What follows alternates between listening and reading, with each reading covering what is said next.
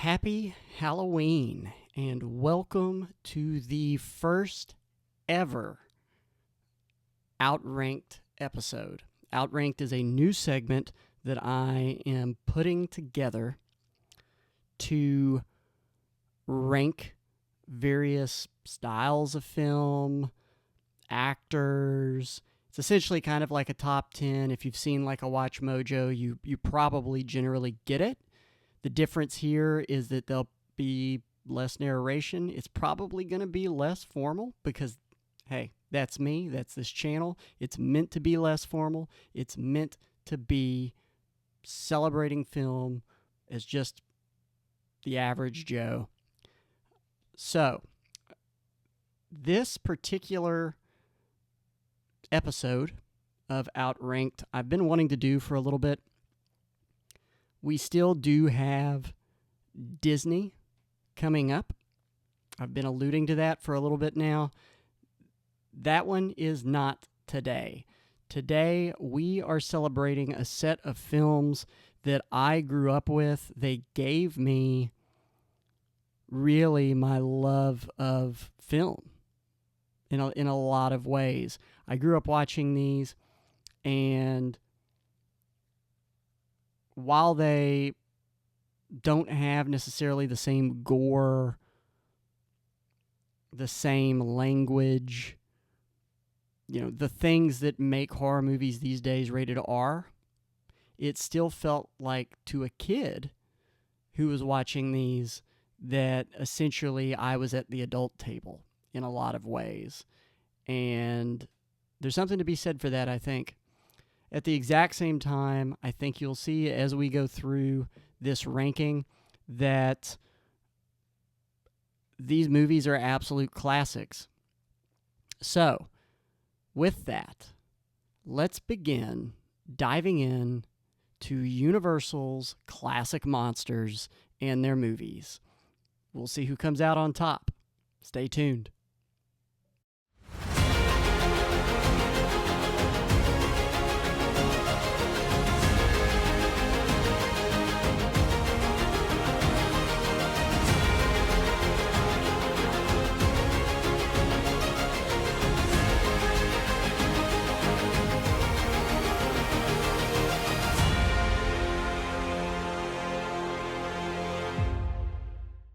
All right, welcome to the first ever episode of Outranked. I said that just a second ago, but consider this to be your formal opening, so to speak.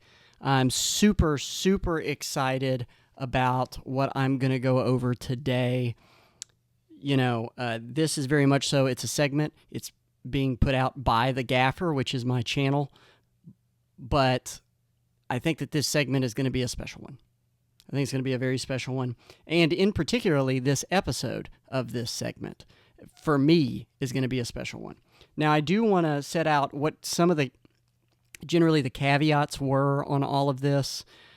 Really, there was only one rule, and that is that I could only watch the introductory film for these particular monsters.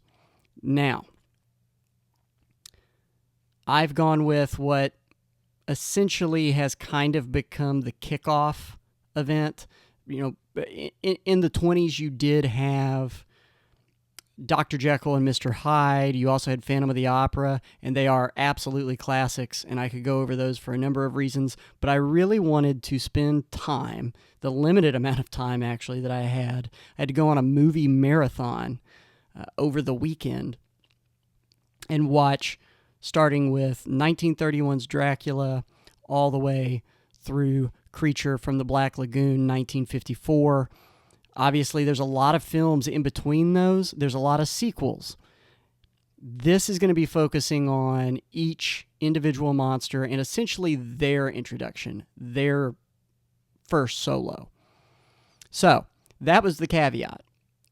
So, with that, one other thing I do want to mention is this is absolutely, and it always is, because opinion of movies, opinion of anything, in my opinion, it's all subjective. What I view as the number one, or for that matter, essentially the number 7. So this is kind of a top 7. What I view in those spots may not be how you view it. And I would love for you to put in the comments below what your ranking is. And feel free, I mean, you can also give me the reasons why. So it's absolutely open to you for that. And I would love, love, love, love to hear your take. So feel free to do that. These are very much so, they're all classics, all of them. And I got to tell you that as I was going through this, especially as I was getting to some films, it got more and more and more difficult for me to, I mean, I almost had to get really nitpicky. All of these movies, from Invisible Man to, Dracula, all of these movies are classics. So it's very difficult to, in some cases, make a judgment. So regardless of where they fall, I would highly recommend each and every one of them. Each and every one of them. So, with that, let's set the stage really quick.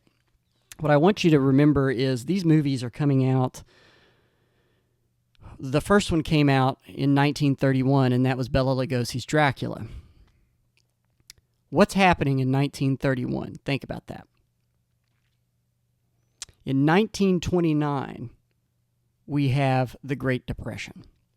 And America is, and the world is reeling. All the while, you also have essentially Hitler's rise to power occurring, the inevitable World War II that happens. So you have a lot of things that are really playing out in this throughout this time period. And I'll tell you what years each of these movies are from. But you have a lot of things happening, and a lot of things that lead the public to really need a way to escape. And I think that, I believe it was, I believe it's Carl Laemmle Jr., that essentially banks on, or takes a big gamble, a big risk that monsters will help provide that escape. And it paid off, especially for Universal Studios. In fact, at this period of time, you also see the price of admission decrease by 10 cents, which doesn't sound like a lot, but it was a lot back then. So that's kind of what's happening during this period of time. So keep that in mind, bear that in mind as we talk about some of these movies. And, really, I think in some ways these monsters and Universal horror in general are a way to, a lot of times I've talked about how film is there to make us think more introspectively, and these absolutely do that. To aspire or dream to be something or someone that we view as a hero. This, by contrast, is essentially an introspective look into what kind of monsters we could become when certain things potentially are left unchecked, or if we fall into our deepest desires and what that can do. That's what monsters are about in a lot of cases. And of course, there's other themes, and we're going to get into those. And that actually brings me to the very first monster on the list. And we're going to start from the bottom, and we're going to work our way up. So, at number 7, this movie came out in 1932. And it takes us to Cairo, which many of you, if not all of you at this point, know what it is. To set the stage, archaeologists are diving into essentially discovering a tomb of a mummy in search of answers, which now I've already given it away. It's The Mummy. It's 1932's The Mummy, starring Boris Karloff and many others, and I'll go through that in just a second. Well, I'll go through it now. The director was Karl Freund.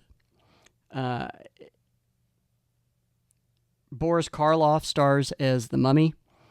You also had David Manners as Frank Wimple, Edward Van Slow as Dr. Muller, and Zita Johann as Helen.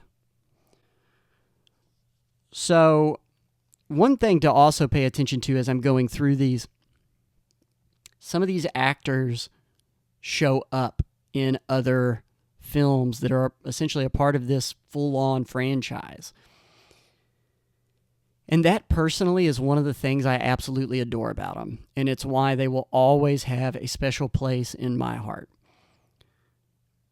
Because there's just, everything feels so interconnected. And in one instance, you may have someone playing a lead, and then they become a supporter or a supporting character. So it's one of the things I adore. And Edward Van Sloan, who plays Dr. Muller, as you'll see later, goes on to play, well, doesn't go on to play, he actually played it previous to this film, but plays Van Helsing in Bela Lugosi's Dracula. So, but pay attention to the names of the actors as I'm saying them, because you'll start to see an interesting thread, and of course I'll call them out as we go.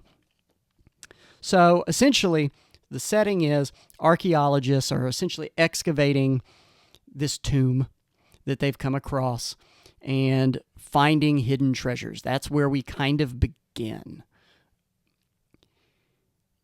As they're doing that, it is one thing where Brendan Fraser's Mummy, which I believe was 99, I could be wrong, but I believe that was 99, kind of does it a little similar, yet different. The instance where the mummy comes to life in Brendan Fraser's version, they're reading the inscriptions on the Book of the Dead outside. In the original, in Boris Karloff's Mummy from 1932, the scroll of, and I think it's the scroll of Thoth, has been found in a chest that was near the tomb. Maybe even in it, but I think it was just near the tomb. As they're reading it and reading the inscription on that scroll, Boris Karloff's Mummy comes to life. From there, we see his eyes open, but not obviously screaming like you see in Brendan Fraser's Mummy.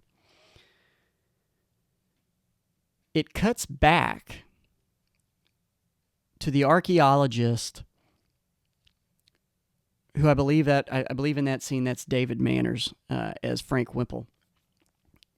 Actually, may not have been, now that I think about that. Anyway, cuts back to the archaeologist. He's still reading the scroll, has not realized that the mummy has come to life until the mummy reaches across, touches the scroll, and alerts him.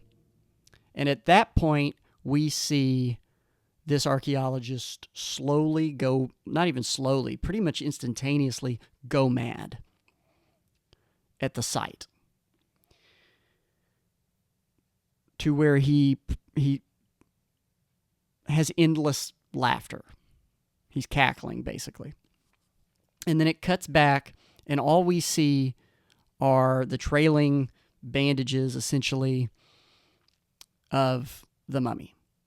So at that point, we've seen the mummy open his eyes, but we haven't seen just yet the full-on look of the mummy. And from there, he essentially transforms into a human, going by Ardeth Bay. And we really don't see him other than the wrinkles on the face, and obviously we can recognize the face, and we know who it is. It's Imhotep. But really takes on that persona of a man. And ultimately, a lot of themes start to come to light. One, I think this movie discusses a lot about life after death and the questions that all of us have around that particular topic. I think it also deals with the power and essentially the dangers of knowledge, especially in our thirst for it. When left unchecked, the passions, the things that drive us to learn, to dive into our passions, that obsessiveness, if it was unchecked, again, it kind of goes back to the old saying, curiosity killed the cat. It can really spiral out of control and can get us in precarious situations. I think this movie really kind of discusses that a little bit. And then I also think this movie really talks a lot, especially when you start getting into Anaxinamen, which is how her name is pronounced in this movie, Anaxunamun in the 99 version of The Mummy. Especially when you start getting into that dynamic between Helen, who is essentially, Imhotep claims, is the reincarnation of Anaxinamen. When you start to see the dynamic between them, it really kind of gets into a discussion about abuse and exploitation. Essentially, that dominating nature, that need, that thirst to dominate, and really how that's driven by one's own pride, which is what gets Imhotep into trouble. Ultimately, it's what got him into trouble essentially to begin with. So, I think you see that. I especially think a really good point in this film where you see that is towards the end, where it does look like he is about to be successful. Helen does not want to become Anaxinamen. And Imhotep doesn't care, or Ardeth Bay, whichever name you want to give him, same thing. Doesn't care, ultimately. Here's this person that he has, for lack of a better way of putting it, traveled the centuries for, because he loved her that much. And yet, ultimately, he doesn't care what her feelings, thoughts, opinions, any of that are. It's about him and his desires and his way of manipulating. And that's another word. I think that's another good word to toss into the theme discussion, is manipulation and the manipulativeness that Imhotep projects. And you see that all throughout. So let's talk about why this was my number 7, because I think that's important. I think this movie does some really, really, really good things. And then I think, for me personally, my subjective opinion, it does some bad things. And I'm going to start with the bad, and then we'll talk about the good. But for me, editing in this at times just seems they made certain decisions, especially in transitions. I'm not quite sure why they did it. I mean, I gather why they did it. Perfect example of this. At one point, you essentially get this like spinning sensation of Cairo. And I think the reason they did that is to essentially, through imagery, convey the passage of time. Now, I think there is other ways they could have gone about that, personally. I think they could have done a fade to black. And excuse me, my voice is always going. But so I'll be reaching for water. But I think they could have done a fade to black and then done, essentially the date and passage of time that way. It wasn't unheard of to do that. So I know they would have known they could have done that. So it's essentially one of those. It's essentially one of those instances to experiment, to try something, and I absolutely give them points for it. It didn't land. It doesn't stick, at least in today's time, for me personally. So that scene, I also think that listen, I'm going to go ahead and give you a heads up on this because there's numerous instances of this in multiple films, and I still detracted points from those two for this. Because it does take away a little bit. And that is fading to black too quickly. I think that a lot of these movies fade to black way too quickly and they cut scenes off. And sometimes you're still hearing the dialogue even once it's black. So there's instances of that in The Mummy. The plot was decent. But it fails to pull me in. I won't say that. It fails to keep me. It fails to capture me.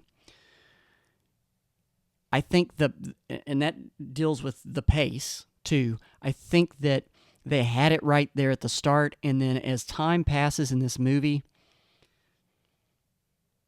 the pace just kind of drops off and it never comes back. So I think they could have done some things with suspense to keep that attention, to keep that interest driven, essentially. So that's kind of where I've detracted points. Also, in terms of the it factor, and there's certain questions, it's not just that it has to be unique. That's a piece of it. But one of the other questions is there just something about this movie that you can't quite put your finger on? But you still love it. Like, there's something about it that just makes you love it. I don't know that this movie does that. After, watching it for, I don't even know, the 15th, 20th time in my life, it's just not one that I run to, personally, for me. That being said, I do want to talk about a couple of the good things. Per usual, brilliant acting. All these movies have brilliant acting, I think. I don't think you're going to run into any problems there. Karloff is incredible. He has a way, just when they get those close-ups of his eyes and this menacing look, and then when he meets Helen and you see that softer side come through but then vanish again, it's almost the slow way in which that manner shifts, or maybe not necessarily slow, I don't know if that's the right word. It reminds me a lot of why I love Norman Bates in Psycho, because he can come off very congenial and then flip of a switch. I mean, if you've seen Psycho, you remember that the famous scene where he's sitting there, he's brought food, and they're sitting down and having a discussion, and it's like he gets set off. A switch flips, and he gets aggressive. And that's uncharacteristic of that character at that point in the movie, which kind of unsettles us. It throws us off a bit. And that's very important, especially with horror. Karloff does that. And I think there are just tremendous instances. Part of what makes these monsters special in many cases when it comes to the acting is they're able to convey what they're thinking, how they're feeling, just with their face, not with words. Karloff may be the best at doing it, although I think there'd be some arguments about Lugosi as well, and we'll get to that. But brilliant acting. Edward Van Sloan, brilliant as always as Dr. Muller.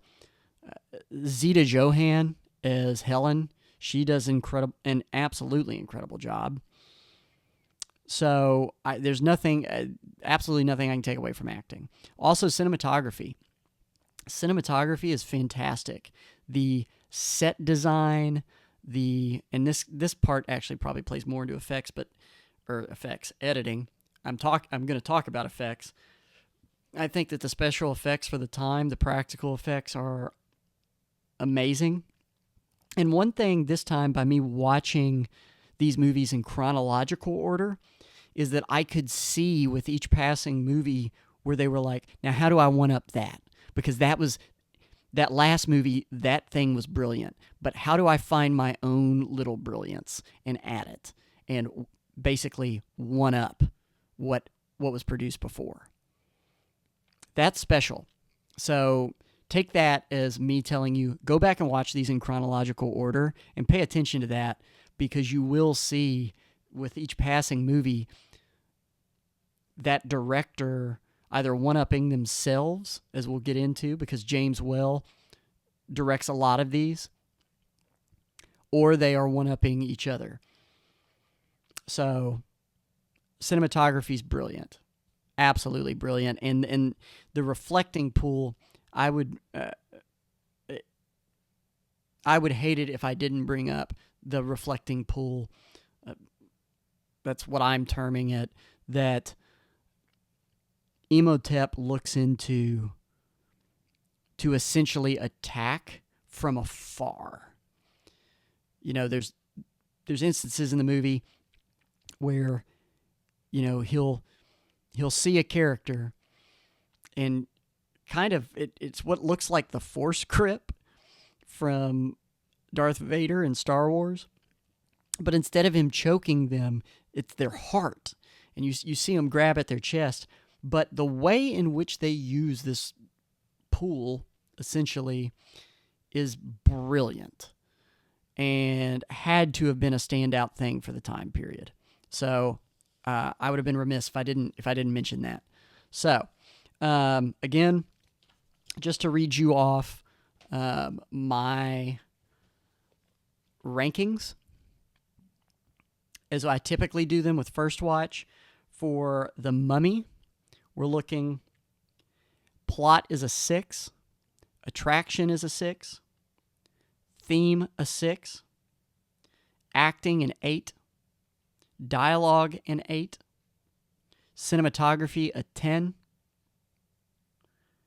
editing a 6, soundtrack is an 8, directing a 6, and it factor a 4. Again, I spoke to it.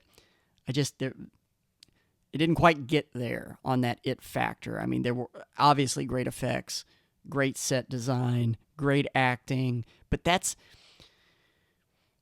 carries across every one of these movies. So that brings it to a 68, and it gives it a 6.8 for my average. So that is The Mummy. At the end, what I'm going to do is I'm going to go through, and actually, just to save you all some trouble here, I'll just flash up what my rankings are in those 10 instances from here on out when I get to that part. That way you don't have to hear me announce each and every one of them. So, but at the very end, I will also put up there the overall ranking for that movie by IMDb, Rotten Tomatoes, the audience score, and Letterboxd. That way we can see how people rank them on there versus my own. So it'll be interesting. It'd be kind of cool to see the differences. So at number 7, it is The Mummy. Now that brings us to number 6. And for this particular film, we are now being transported out of Cairo and we are going into a mad scientist's lab. Essentially a castle, to be honest. This movie came out in 1935 and is incredibly well done, has some exceptionally important themes. It is, I know I said that sequels were not a part of this, and for me, this is still an introductory film for another monster. But technically, you could also make the argument that it is a bit of a sequel. I'm talking, of course, about James Whale's 1935 masterpiece, Bride of Frankenstein. So, diving into this, this is not the first instance of directing for James Whale. One thing I've discovered by going through these movies is that James Whale might be one of my favorite directors ever. He's just brilliant. So, obviously, director James Whale. Stars, Boris Karloff returns as the monster. It's important to make that designation. Frankenstein is not the name of the monster. The monster's name is the monster. Frankenstein is the mad doctor. So, Boris Karloff returns to play the monster. Colin Clive returns as Henry Frankenstein. I'll get into him in just a second. Valerie Hobson plays Elizabeth. Ernest Thesiger plays Dr. Pretorius. And Dwight Fry plays Carl. And I'm shaking my head because my affection for James Whale as a director may be eclipsed by my affection of Dwight Fry as a character actor. And you see it in these movies, and I believe he died at 44, exceptionally young. And what a loss that was, because Dwight Fry, who also plays Renfield in Dracula, he shows up all just peppered throughout these movies, and every single time he's one of the greatest characters in that movie. He was brilliant. I don't think I can say enough about Dwight Fry. Colin Clive. Well, I'll get into him when we get into the acting. I'm kind of getting ahead of myself here. Let's talk about themes. Let's talk about themes really quick, because I think Bride of Frankenstein has a lot of them. And that kind of is just the, par for the course when it comes to the story of Frankenstein, I think. There are a number of themes discussed, but I think in terms of theme that Bride of Frankenstein may, to some degree, improve upon the first Frankenstein. It goes more in depth, I'll put it that way. Themes that are included in this movie: dangers of playing God, absolutely, is all throughout this. The power of friendship and the dangers of loneliness. Essentially, the whole idle hands saying, idle hands are the devil's plaything. I think that this movie very much so speaks to that. The absolutely a mental health component in this movie, specifically around anxiousness, depression. One specific scene is right there towards the end when the monster states, "We deserve to die." And that realization that what ultimately becomes one of the most touching, heartbreaking, and kind of best decisions, unfortunately, that the monster makes in his life is also the saddest, and it could have been prevented. And I think that ties in with those dangers of loneliness as well as the power of friendship. Because in this movie, if you've seen Young Frankenstein, I have a sneaky suspicion a lot more people have probably seen Young Frankenstein than they have Bride of Frankenstein or Boris Karloff's original Frankenstein. And if that's the case, Young Frankenstein kind of ties in things from both of Bride of Frankenstein and the first Frankenstein. Specifically, from Bride of Frankenstein, Gene Wilder tied in the blind man that is seeking a friend, who is suffering from loneliness and really has kind of become an outcast, which I'm going to get to that point in just a second, because another one of the themes of this movie is it highlights the outcasts. It's speaking to that and how our society essentially develops the undesirables, and defines who that is or what makes up an undesirable. Frankenstein, very much so, is all about that.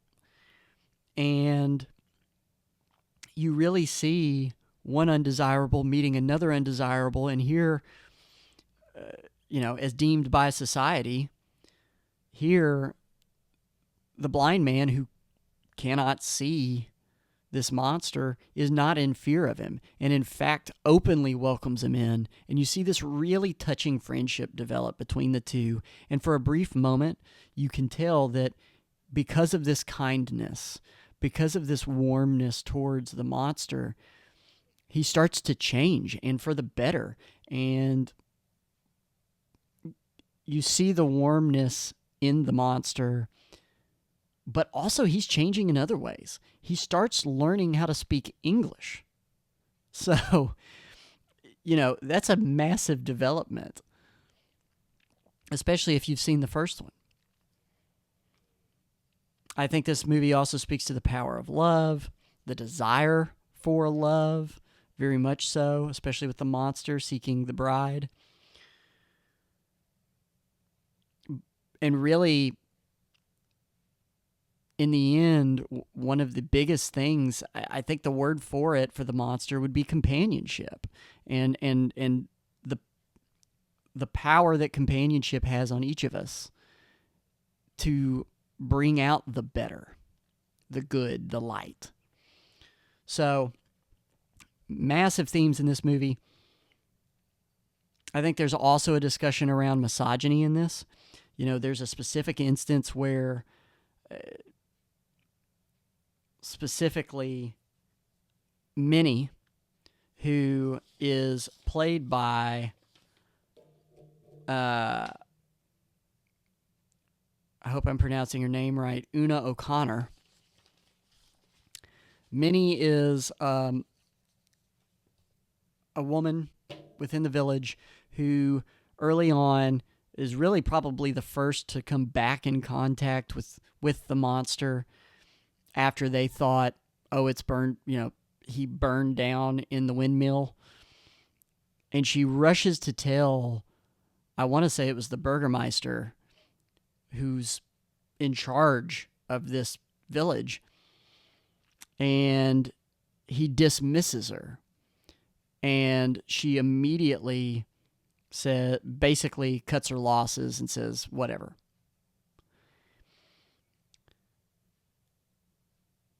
But then later, you have an instance where a male who has been hunting comes across the monster, rushes back into town. Essentially, same scenario. The only difference is it's a man, and everybody takes it seriously. And so I think there's a really powerful statement in this movie about misogyny and sexism, for sure. So powerful, powerful themes in this movie. Let's talk about the cons first. I'm always going to start there. The plot was a little bit everywhere in this movie at times. Again, I want you to bear in mind, all these movies, I feel like I need to keep stressing this, they're all classics. It's just some of them, for me personally, my subjective opinion, some of them are better than others. This movie, the plot was a little everywhere at times. I don't know what the thinking process was behind the little people. And I'm sure some people absolutely love that scene when they're introduced by Dr. Pretorius. For me, it comes out of left field. And it's just kind of odd. So I'm not sure about that. And then while I do think that instance of Minnie returning to the Burgermeister and trying to alert him is incredibly important and incredibly powerful, I would have liked to have seen her at least try a couple of other people. The fact that she goes to one person and they don't take her seriously and she goes, whatever. You just saw a monster that was supposed to be dead, who's now back. I would think there would be still some drive for getting someone to believe you. So that seemed a little odd/off to me. I think there's weaker dialogue points, and at times, because the plot's a little bit scattered, has that kind of feeling to it, it's a little weaker. And then the pace. I think the pace is an issue on this movie too. So, not just that, one other instance to speak of, and I don't want to draw these out because we could be here for 2 hours as I talk about them. So I'm going to try to speed this up a bit. But one other instance I do want to speak to is Dr. Pretorius at one point is essentially gathering the body that he's going to use to create the bride. And he bumps into the monster. And when that happens, the monster speaks. He starts using words. It would have to be pretty well known that this monster doesn't really speak. So Dr. Pretorius doesn't blink. Let me put it that way. He doesn't even blink when the monster starts speaking to him. And that felt a little off to me as well. I would have at least liked to have seen him be taken a little aback by it. And he just seems unscathed. So, I think those are some of the cons. Set design, gorgeous. The castle, the staircases, the lab, every bit of this is beautifully shot. I'm going to say that about every one of these movies, though, spoiler. Cinematography, same thing. Soundtrack to this was really good. I thought the music fit with it. And that's a big deal because going back to The Mummy, the music felt like it didn't really fit at times with Egypt and that setting. So this one does a great job. Themes, incredible. Attraction. It sucked me in, and it did keep me there through the movie. And I absolutely adored the intro with Mary Shelley. This movie starts a little bit different than some of the others. It doesn't just jump straight into the story. It starts with two men talking with Mary Shelley about her recent work, Frankenstein. And she talks about how, well, that wasn't the end of the story. And that leads into Bride of Frankenstein. So I thought that was brilliant. absolutely brilliant. So ultimately, this movie gets an 8.6 from me, which would have been an 86 out of 100. So that is number 6, 1935, James Wells' Bride of Frankenstein. And that leads us to number 5. For number 5, we're taking another trip. Different castle this time. This one takes place in Transylvania, where we then go from there to Carfax Abbey. If you know your movies, then you know what who I'm talking about and what film I'm talking about. And that is none other than the film that kicked off all of this for Universal, for the biggest kickoff, I would say. And that is 1931's Dracula with Bela Lugosi. The director for this, Todd Browning / Carl Freund. I believe there's an interesting story about that, but I'm not going to dive into that. Again, I'm sitting here looking at my clock, limited time. I don't want to talk for hours here for fear that I might bore you. So, but I do think, look that up. I think there might have been an interesting story about Todd Browning and Carl Freund. Actors in this movie include Bela Lugosi, who obviously plays Count Dracula. Helen Chandler plays Mina. David Manners plays John Harker. Dwight Frye, there he is again, plays Renfield. And of course, I said David Manners plays John Harker. Remember, he played in The Mummy as well. And then Edward Van Sloan, who also played in The Mummy as well. He takes on the role of none other than Dracula's nemesis, Van Helsing. So, the themes in this movie, quite a few here too. Although what I will, well, I'll get to that. Let's talk about the themes real briefly. I think this movie speaks to, partially dangers of lust and out of control passions. I think that's a big piece of this, of the story of Dracula, when our passions spiral out of control, which leads right into the next piece, which seems to be a thread, obviously, in these classics, and that is control and manipulation. That's the whole thing. That's the whole thing about Count Dracula. And I will share this nugget. I did read, and this leads into another theme, which is essentially speaking to classism and misogyny as well. I read an article the other day when I was researching for this video that really pointed something out that was very, very interesting to me that I hadn't noticed, but thinking back on it, I was like, oh, wow. Yeah, no, I didn't pick up on that. There are a couple different instances of Dracula preying upon a victim. The first, obviously, is Renfield. Obviously, Renfield doesn't become a vampire. He becomes a henchman, for lack of a better word. In that instance, it's Dracula exercising domination, essentially, manipulation. So that's kind of what you see throughout all these instances. Where it gets interesting, though, is that when Count Dracula makes it to Carfax Abbey, his first with an F victim is a woman who I believe is selling flowers, and she's just left for dead on the side of the road. She's just food. Doesn't care about her. And that's speaking to class, because the way in which she is portrayed is beneath Dracula.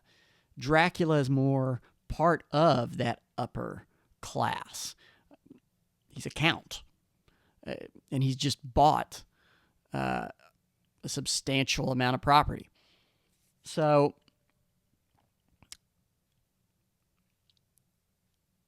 he just leaves her for dead. Later on, what you see with Mina, who is within this upper class, kind of brushing elbows, essentially, with people in power. He takes her as his own, essentially a wife, is what they allude to. But even then, you don't see him giving them really any time for any form of leadership. So again, it comes back down to him manipulating, him twisting people into their basest, lustful, evil desires, him manipulating them to that. So I think that's really part of that picture, and I found that so interesting because I'd totally, that scene is so fleeting with the woman that he attacks in Carfax Abbey that if you're really not paying attention, you could miss that nugget, and I want to make sure I call it out because I think it's incredibly important about the message of classism and misogyny in this movie. Again, power, hunger, thirst, and the way he just uses people. And essentially how women are objects to him. So, some of the cons to this movie, and I'm going to go ahead and tell you, this is where we start getting into the realm of me really having to try to find things, because this movie is really, really, really good. One thing that I'll highlight, these themes, I had to really think on them, and I even had to do some research on them. They're not as stand out as, say, like a Bride of Frankenstein. So they're not as apparent. They're kind of under the surface, which is actually perfect when you think about Dracula. There were some editing cuts, again, fading to black too quickly a couple of times, which also kind of relates to cinematography. The it factor is mostly there. It's mostly there. But because the theme isn't at the ready, I'm left asking myself at the end of it, is this film universally applicable? Is there something to take away? So I have to, the fact that you have to really think on it, that plays a big role here. And then, of course, the director in charge of all of that kind of takes a bit of a hit, because I look at the director of a movie a lot like I look at President of the United States. The buck stops there. So the pros, I literally wrote down with a question mark in my notes, everything, ? Everything about this movie is fantastic. The set, oh my goodness, the set.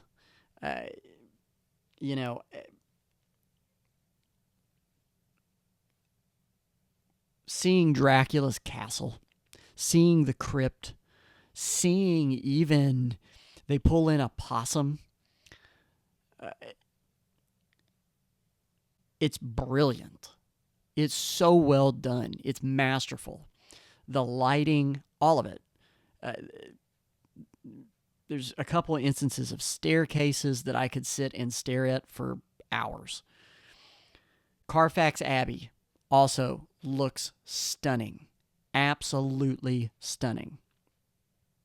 The acting, how can we forget the famous quotes, I bid you welcome, Bela Lugosi. Renfield's sanity. Watching Dwight Fry go through that process is a masterclass in how to lose your mind. It's absolutely stunning. So kudos to Dwight Fry on that. It's part of his endless resume of why he was such a brilliant character actor. And then, of course, Van Helsing, Edward Van Sloan, he does an incredible job as well. So kudos there. Attraction, this movie is absolutely attractive. It sucks you in from the start, and you really don't want it to end. And a lot of these movies, by the way, one interesting piece, and I didn't detract points for this, to be honest, and some of you might, is that some of these movies end rather abruptly. But because most of them deal with that, I just don't, it's not something I really factor in here. It'd be unfair. So, that is Dracula. It got a 92% from me, a 9.2 out of 10. So that tells you how difficult it was to judge these going forward. That was number 5. So Dracula, 1931, absolute classic, absolute masterpiece, set the stage for so much of what we know about Dracula that is used in films today. And you'd be hard pressed, I think, to find if you had somebody essentially bullet point out or draw their depiction, their thoughts of what Dracula looks like, the imagery, they would give you Bela Lugosi. Absolutely. So, 1931 classic Dracula gets a 9.2. And that leads us back to where we were not too long ago. Back to Frankenstein's Castle. At number 4, it is James Whale's 1931 classic Frankenstein. This movie, like I said, directed by James Whale. The actors, again, Colin Clive as Henry Frankenstein, Mae Clarke as Elizabeth, Boris Karloff as the monster, Edward Van Sloan as Dr. Waldman, and Dwight Fry as Fritz. One of the other things, and I will point this out just quickly, if you're a board game fan, because I'm a board game nerd, if you haven't played Ravensburger's Horrified and you love these movies, you need to do it. You need to play the original Horrified board game, because as I was watching these again and going through them, I realized just how much of a love letter that game is to these movies. They honor these movies so well. So, just want to give that shout out really briefly. So, Colin Clive, Henry Frankenstein. Before I forget, I meant to talk about this with Bride of Frankenstein, and that's just Colin Clive. Unbelievable actor. And the way in which he goes into that madness in his voice, in his tone, in the way in which he shakes. It's just absolutely amazing. It's absolutely amazing. And how can we forget it's alive? It's just phenomenal acting. So I want to call that out before I forget it again. Themes in this, similar to Bride of Frankenstein: dangers of playing God, loving the outcasts, unchecked ambitions, and one I didn't mention for Bride of Frankenstein, really the creator's responsibility. If Dr. Frankenstein is going to play God, then he is responsible for his creation. And I think in many ways you kind of see him just wash his hands of it. So, not in many ways, you do see him wash his hands of the monster. So, and I think maybe there's even an argument there that there's a theme about parenthood in this. So, and an absent parent. So, cons of this one, the soundtrack, it was, and really I'm talking about the sound mixing.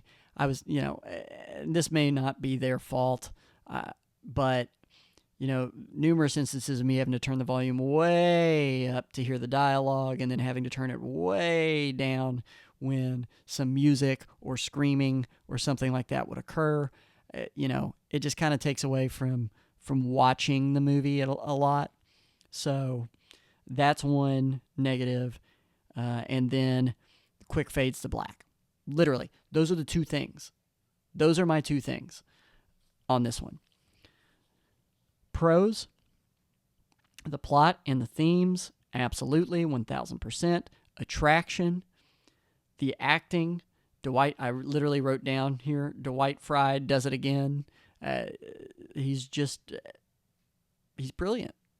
Him as Fritz, just fantastic. Absolutely fantastic. And one other thing, because we were talking about loving the outcasts and the message about how society deems people as undesirable, it's very important to mention Fritz and ultimately Carl in Bride of Frankenstein, because in Bride of Frankenstein, what you start to see is that Carl, who in a lot of ways society would have deemed as the outcast, is put into a position once the monster is introduced as no longer being the outcast. And he treats the monster horribly.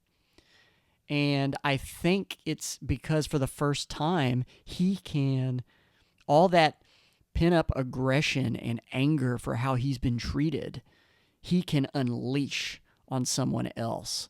And so that speaks to, yet again, the power of kindness and warmth towards others, because your actions towards other people have consequences, either for good or for bad. And in this instance, it's bad. And I think a lot of what we see personally, me personally, in society today, the amount of hate, I think in many instances it comes from that, as well as a fear of what you don't understand, or a fear of change, or a fear of something or someone that doesn't meet whatever built up standards you have. So, I wanted to make sure I gave that a shout out, because Dwight Fry absolutely shows that in the character of Carl. So that was an interesting point. I meant to bring that up for Bride of Frankenstein. Edward Van Sloan, perfect. Colin Clive, already talked about him. It's Alive, brilliant. And then the set and the cinematography, yet again, brilliant. So, Frankenstein comes in at number 4. I gave it a 93%. A 93. And I promise you, I went through the 10 steps. So it just beat out Dracula. Just barely. So, tells you how good these films are. 9.3. Frankenstein, number 4. That brings us to number 3. Number 3. When I tell you that this surprised me, I'm understating that. Because I literally was watching this movie completely expecting it's probably going to come in at number 6, number 7. And as it's going on, I'm not finding a single thing I can take away, like detract points for. I literally sat there going, this is so much more brilliant than I remember it being when I was a kid.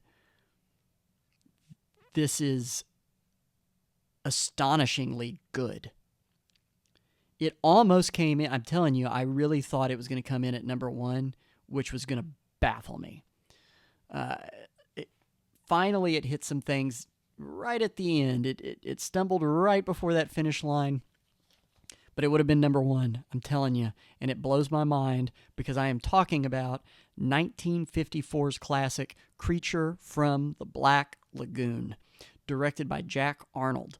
The actors, Richard Carlson, who plays Dr. David Reed, Julie Adams, who plays Kay Lawrence, Richard Denning, who plays Dr. Mark Williams, Nestor Pava, who plays Captain Lucas. The themes in this is another one of those, kind of like Frankenstein. There's quite a few, I think, that are in this movie. Man and our relation, mankind and our relation, although this movie also points to man as in male, but we'll get to that in a minute. Mankind and our relationship to the environment, creation, the impacts in which we have upon it.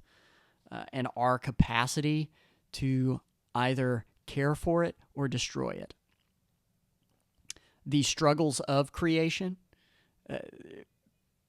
essentially mankind is the apex predator.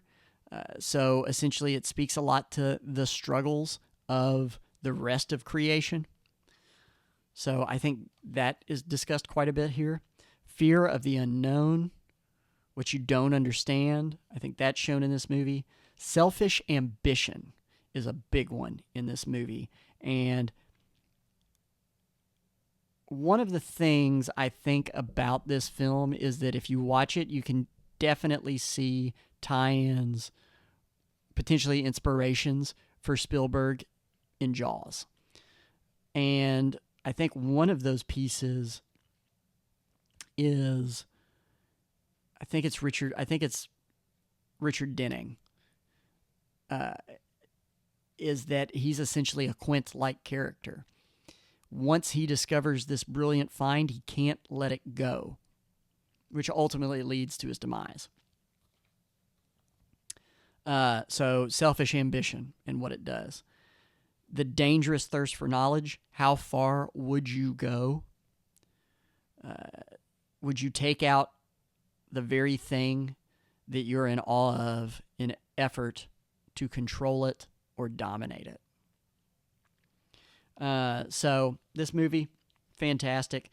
Nestor Pava as Captain Lucas, absolutely brilliant. Loved his character.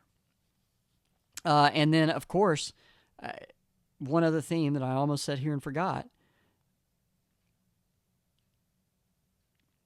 is that, well, we'll get into this on the cons.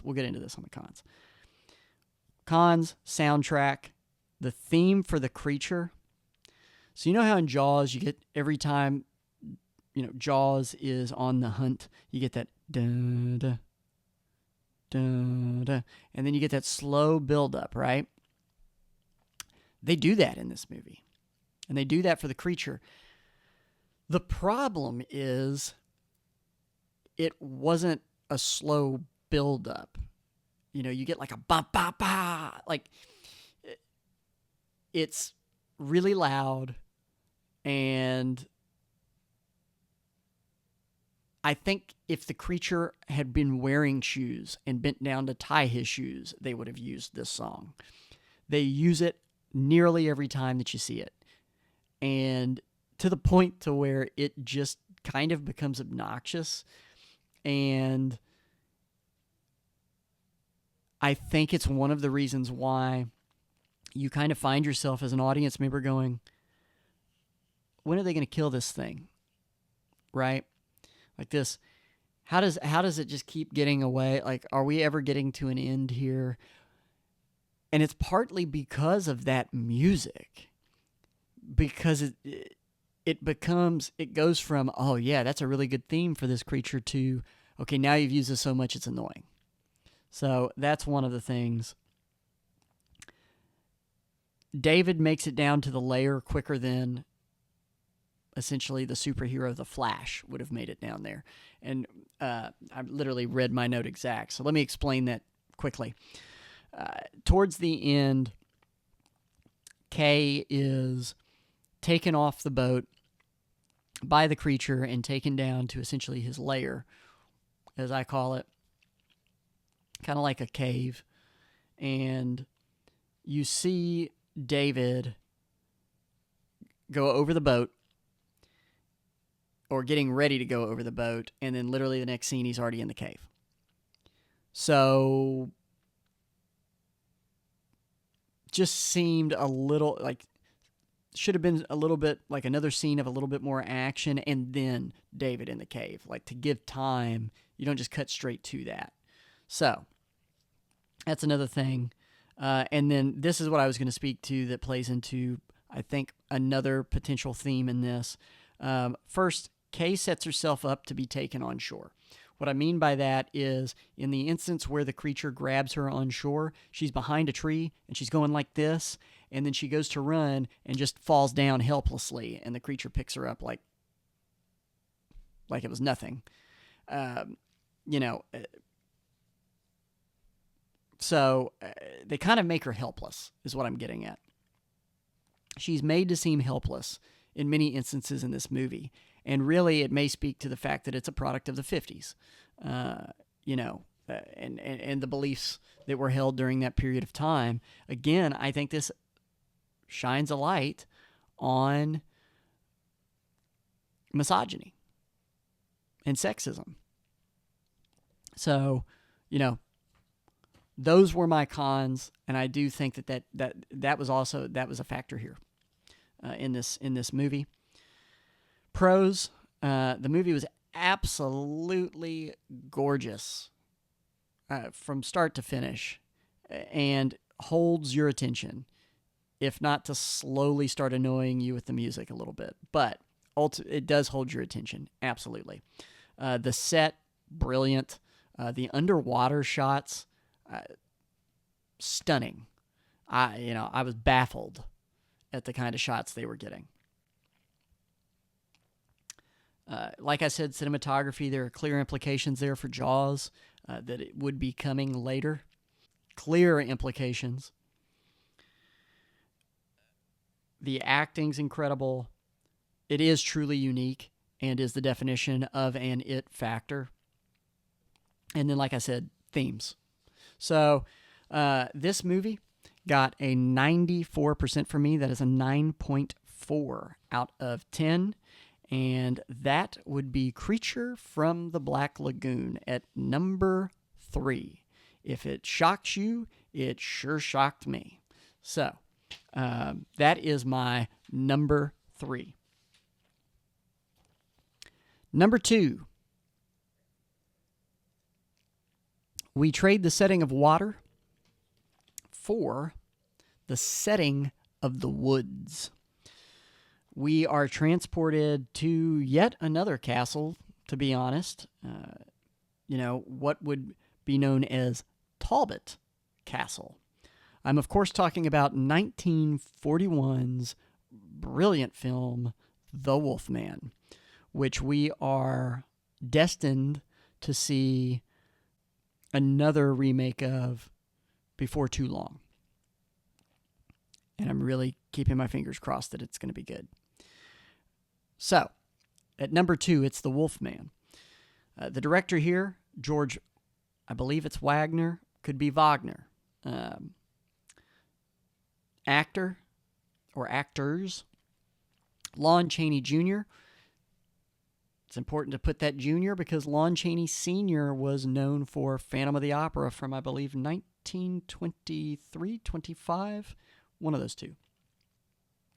But Lon Chaney Jr. had a legacy with the monster films, so that's important to note. Lon Chaney Jr., of course, plays Lawrence Talbot, who ultimately becomes the Wolfman. Claude Rains, maybe my favorite supporting actor of all time. He plays John Talbot, father to Lawrence Talbot in this. Bela Lugosi plays Bella the Gypsy in this and the first Wolfman that makes an appearance. I'm going to do my best to pronounce her last name. It is Maria Ospinskaya, who plays Mileva. Brilliant acting. Evelyn Ankers plays Gwen Conliffe.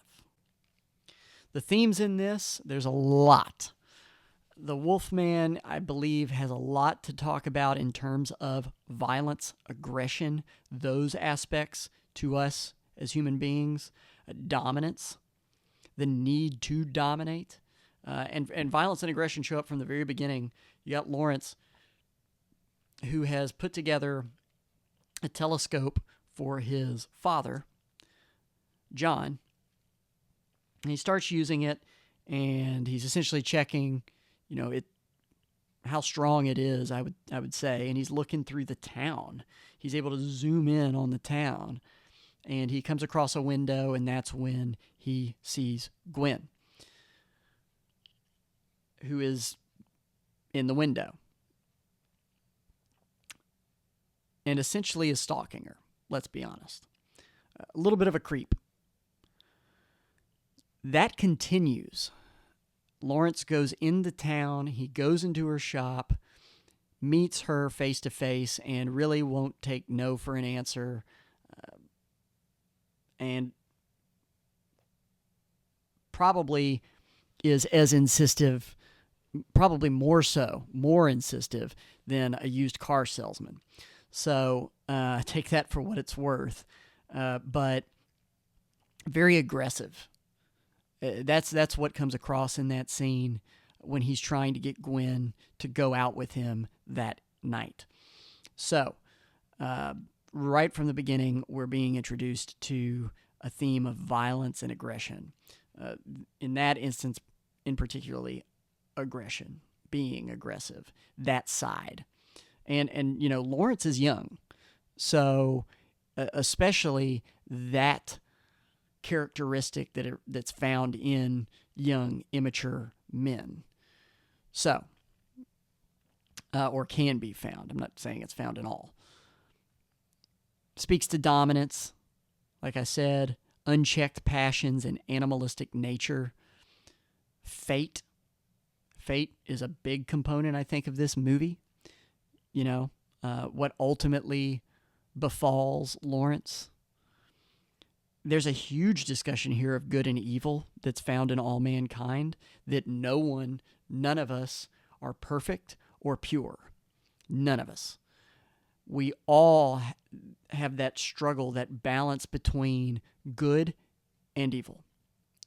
And on a day-by-day basis, confront key decision points in our day with doing the right thing or the wrong thing, responding the right way or the wrong way. So I think this movie really speaks to that delicate balance between those two things. The dichotomies of life. That's a big one there. Essentially the juxtapositions that happen. Science and myth. Fact and fiction. Mind versus body. Organized religion and superstition. All of these dichotomies are at play in The Wolfman. One particular instance, essentially nothing's black and white, is what I'll say. And the person that embodies that, or really gives a voice to that in that theme, is none other than Claude Rains as John Talbot. And in particular, I'm thinking of the scene in which Larry is asking him, or Lawrence is asking him about werewolves and does he believe in them. And Claude Rains has a discussion there with him about the fact that, do I believe that one's own mind can make them believe that they are that they could go mad, that they could give in to their desires and their aggressiveness and their passions? Absolutely, I do. Do I believe that a human being can transform into an actual wolf? Absolutely not. It's outrageous. I think the word outrageous is the way he puts it. So that's one example, and these are all throughout this movie. The cons, I'm telling you right now, I have one. I have one con on this movie, and it's just the quick fades, yet again. And they just kind of, I know because I saw numerous instances where they did a fade correct that they were capable of doing it. So that's why I decided, even though these are in a lot of these movies, that's an area I can detract points on, because it does annoy me a little bit. I feel like I haven't finished savoring, essentially, the end of that scene, and you've already faded out. So quick fades were the one detractor here. Let's talk about pros, though. I literally put in exclamations, set, set, set. The fog in the woods, I'm telling you right now that I could just sit and watch on a loop for hours those woods and that fog. So well done. It is so well done. It is one of the most magnificent sets I've ever seen. And ominous.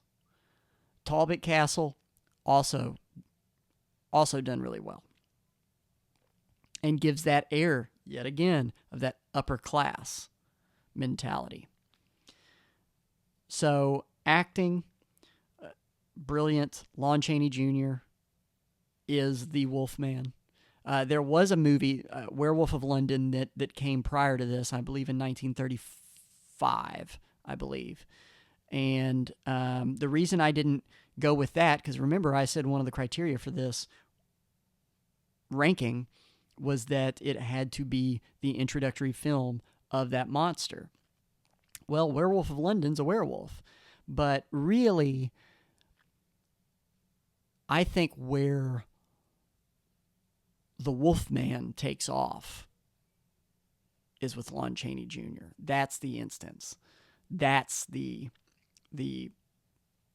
actual intro of Wolfman. Now, don't get me wrong, Werewolf of London, brilliant in its own right. But in terms of the characters you usually see, whether it's a t-shirt, some piece of collateral, essentially, for Universal's monsters, you don't see the Werewolf of London. You see Lon Chaney as the Wolfman. So, he does an incredible job, and there's a reason that he is the definitive Wolfman, and out of the originals. And that's down to the acting. He has a vulnerability to him, in many ways, almost childlike at times. It speaks to his naivete, but also his immaturity, which leads to that aggressiveness and, what we talked about earlier. He just does a good job. He embodies it. He takes on the role. He is the role. We're not watching Lon Chaney play the Wolfman / Lawrence Talbot. We're watching Lawrence Talbot. So, incredible. Claude Rains, same thing. I don't think I have ever seen any movie, where Claude Rains was not absolutely incredible. Ever. I don't think I've seen it. So, he's brilliant. He's brilliant. The dialogue furthers the story. It also builds tension. There's the scene with Bela Lugosi where he's reading essentially the woman that tagged along on the date. He's supposed to be reading her fortune, but then looks down at her hand and sees the pentagram, which is essentially the mark of the next target for the Wolfman. That's one instance. That's one instance where dialogue helps build this kind of tension, like, oh, whoa, whoa, whoa, where are we headed here? Some suspense. The inner workings of the characters, brilliant. The plot / attraction, you had me from hello on that. This movie holds me all the way through. It has since I was a kid. Fun fact, when I was a kid, this was my number one. I was obsessed with this movie. And clearly it still holds up because it is my number two. And then effects and the transformation. Let's talk about that just real quick. I've now been going for almost an hour and a half. But let's talk about effects really quickly. The effects here with Werewolf of London, my understanding is that the main actor didn't want all that makeup all over his face, and it kind of took away a little bit of what could have been with that role, as well as the way in which they did transition in Werewolf of London. Whereas in this movie, the transition is epic. You watch Lawrence Talbot's legs change completely and him get up and walk out. And let me tell you something. There's something to be, and you do watch his face change, but there's something to be said for the fact that they didn't pan out and show his full body in that instance. There's something to be said for that. They waited to show his full transformation, the whole body, once he'd made it to the woods. So, transformation in this is brilliant, and I think it really leads to inspiration later on, for sure, for things like American Werewolf in London. Another great movie, by the way. So, at number 2, it is The Wolfman. I gave this 97%, so it came in at 9.7. The Wolfman, 1941. And that brings us to number 1 on the list. Those of you who have been keeping track and know your Universal monsters already know what it is. And that is none other than 1933's classic from director James Whale, yet again. And it's brilliant. And that is The Invisible Man. 1933's The Invisible Man, directed by James Whale, starring Claude Rains as Dr. Jack Griffin, Gloria Stewart as Flora Cranley, William Harrigan as Dr. Arthur Kemp, Henry Travers as Dr. Cranley, and Una O'Connor as Jenny Hall. Now, if you feel like you've heard some of those names already, that's because you have. Yet again, there's that thread throughout the Universal Monster films. Una O'Connor also played Minnie in Bride of Frankenstein. She plays Jenny Hall, who essentially owns this inn, which is where we start the action for Invisible Man. And what a scream. You want to talk about, I mean, she can just go manic. And it's fantastic. She does such a good job. It's a joy to watch her characters. And I'm sure some people may find her annoying, but I think it's a joy to watch her act. So, Henry Travers, you may have recognized that name if you did, or if you didn't. You have likely seen Henry Travers before for a different season, not spooky season, but Christmas season. Henry Travers is known as playing Clarence in It's a Wonderful Life. That is where you might recognize that name from. In this, he plays Dr. Cranley, who is the father to Flora Cranley, the main love interest in this movie, played by Gloria Stewart. Now let's talk about the themes in this movie. This movie really goes over the consuming nature of power. If I had one word, if I could only assign one word to describe the movie, it'd be megalomania.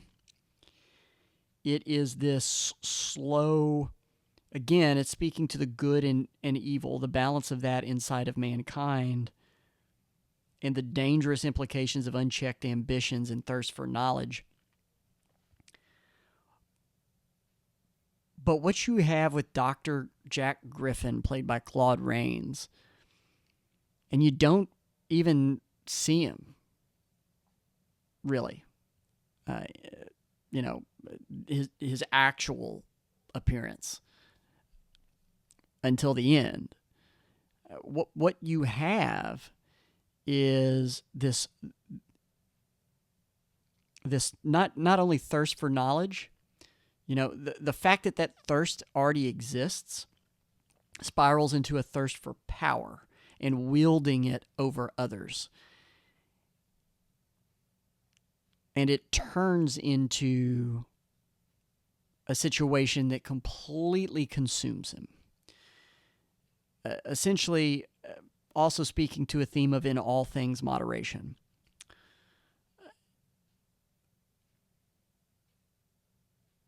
I think that one other theme of this movie could potentially be pride. I think it's also got a message in there about that. which is ultimately one of the things that's Jack Griffin's downfall in this movie. So, you know, it's absolutely well done, especially the slow buildup of this megalomania that Jack Griffin develops throughout this movie.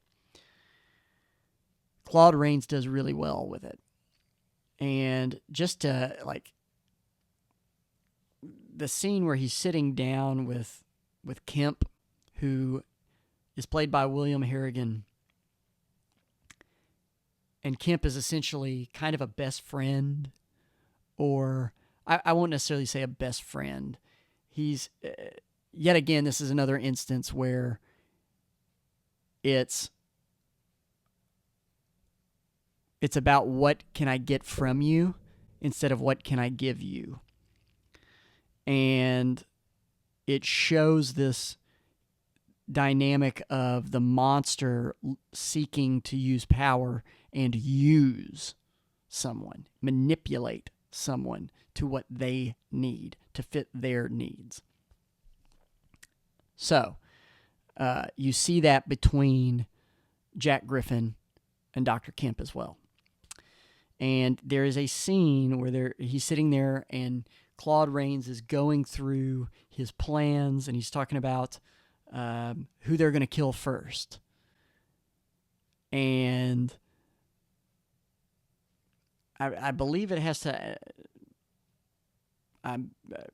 it's escaping me, but I believe it has something as well. He mentions something about they'll kill someone essentially worthless, undesirable, and then they'll kill a top leader just so that they know we don't distinguish between the two. You know, it's madness. And just the slow descent into that. And because early in the movie, you do see instances of the madness, but you also see instances to where he's like, if I could just come back, you know, this feeling, essentially the goodness trying to win out that ultimately gets snuffed out. It's brilliant. The only con to this movie, this is absolutely crazy too. I didn't notice it until this watching, but there is one shot where the camera pan that they do reveals an actor walking from one room to the next. And they open the door, and as the camera's panning out into that next room, it reveals that it's the same set and that the wall doesn't extend all the way out.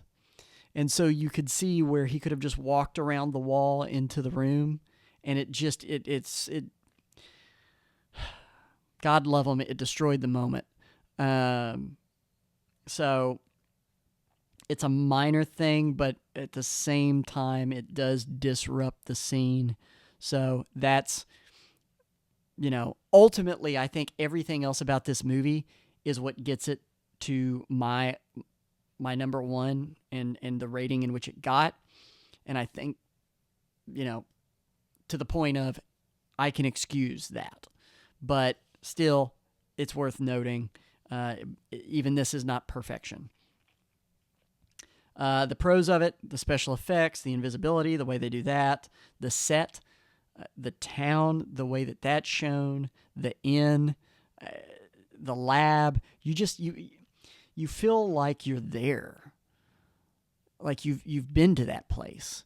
You know that place. So it's just it has a way of consuming you. It draws you in, and you're hooked. You're hooked from the start. The acting, I put on here magnificence of Claude Rains. I don't have to speak to that anymore, I don't think. I'd just be beating a dead horse. He's just brilliant.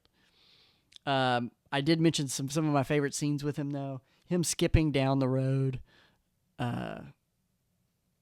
singing, what is it? Here we go, gathering nuts in May. You know, and it's just the pants. is absolutely hilarious, and they pull it off really well without it being too campy. I love it. The bank scene where he starts tossing money everywhere, and you hear him going, money, money, money, money. It really well done, and humorous too. It's just, again, they managed to also mix in with this particular film some humor in the midst of also absolute dark, vile depravity. So, he goes from the pants skipping down the road to, putting Kemp in a car and making sure he lifts the emergency brake up, sending him off a cliff to his death. And foretelling that as well, that he was going to kill him. So just, you have these real dark moments, but then some of this humor that can help, not make it feel so overwhelming. Attraction and important themes. That brings us to the end. I mean, my number one is Invisible Man. 1933. It got a 99% from me. It's a 9.9 out of 10. Again, director was James Whale. Let's go back through these really quickly, all right? Because at this point, what I'm going to do is I'm going to flash up on the screen. If you aren't seeing it, you should be seeing it shortly. But I'm going to flash up on the screen how I'm ranking these. And I'm going to go back through them and the number that it got. At number 7, it's The Mummy with a 6.8. At number 6, Bride of Frankenstein, an 8.6. So the reverse. At number 5, Dracula, 9.2. Number 4, Frankenstein, 9.3. Number 3, Creature from the Black Lagoon, 9.4. Number 2, The Wolfman, 9.7. Number 1, The Invisible Man, 9.9. Now that those are up there, I'm going to go through IMDb's rankings and where all of these shake out for it in particular. Creature from the Black Lagoon, 6.9. The Mummy, 7. The Wolfman, 7.2. Dracula, 7.4. The Invisible Man, 7.6. Frankenstein, 7.8. Bride of Frankenstein, 7.8. Now let's go into Rotten Tomatoes. Creature from the Black Lagoon, 80%. The Mummy, 89%. The Wolfman, 91%. Frankenstein, 94%. Dracula, 94%. The Invisible Man, 95%. Bride of Frankenstein, 98%. Now for the audience score, or the popcorn meter, as they put it. The Mummy, 74%. Creature from the Black Lagoon, 74%. The Wolfman, 80%. Dracula, 82%.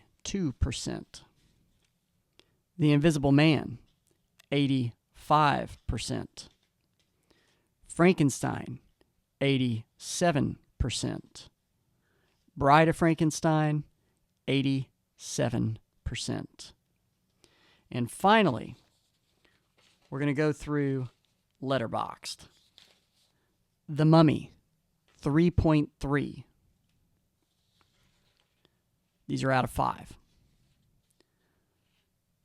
Creature from the Black Lagoon, 3.5. The Wolfman, 3.5. Dracula, 3.6. Frankenstein, 3.8. The Invisible Man, 3.9. Bride of Frankenstein, a 4. And there you have it. Those are not only this has not only been about, my rankings, but it has also shown you what is essentially, I guess, the popular vote when it comes to these movies from viewers just like you. IMDb's averages, Rotten Tomatoes from the critics, their averages, the audience score, again, people just like you, their averages, and Letterboxd, which is essentially social media for film. So people just like you, those averages. So when we take a look at it, I'd say James Whale's doing pretty well for himself, because the top is a battle. I think we're seeing Bride of Frankenstein, Invisible Man, a lot of that going on. So hopefully, I want to hear your thoughts. I'd love to hear them. Leave them in the comments below. Give me your rankings of these, because like I said, I really would. I'd love to hear what your rankings are, because this has been a lot of fun. This has been one of the longest segments, probably the longest segment I've done, for good reason. I could spend so much time talking about these movies. I grew up with these movies. I adore these movies. And it has been an absolute blast going back through, having a movie marathon with them like I used to when I was really little.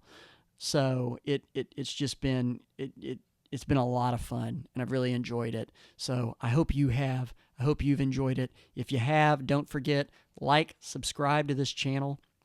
That lets me know that you're enjoying the content, and it also hopefully will help boost this out to even more people. And that leads me to the next point. Share these out. If you're not following the Gaffer on Facebook, be sure to you can go to the channel here on YouTube, but go to the Facebook page, go ahead, like it, follow it, and before too long, it's just I've had so much going on, but before too long we'll also be on Instagram, Threads. I'm not a big TikToker, so I'm probably not going down that route, but Instagram, Threads, maybe X. I'm not quite sure. That's kind of a dumpster fire these days. But then also, we'll also have a channel on Spotify, which will be more of that essentially podcast feel. And maybe I put this as a podcast as one of the first ones on Spotify. I think this would be, since it's longer, gives you something to listen to for a longer period of time. So, anyways, that has been the first ever Outranked segment for the Universal Monsters. I hope you enjoyed it as much as I enjoyed putting this together. It was such a blast and so rewarding. So thank you for watching, as always, and I will see you in the next segment, whether it be First Watch, Outranked, Cineversaries. We'll see. But I'll see you in the next one. Until then, keep supporting your local theaters.